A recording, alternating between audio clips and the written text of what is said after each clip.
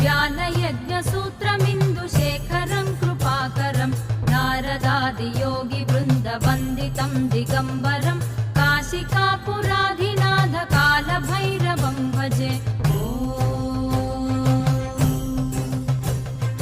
भानुकोटिभास्वरं भवाब्धितारकं परं नीलकण्ठमीप्सितार्थदायकं त्रिलोचनं कालकालमम्बुजाक्षमक्षशूलमक्षरं काशिकापुराधिनाथ कालभैरवं भजे।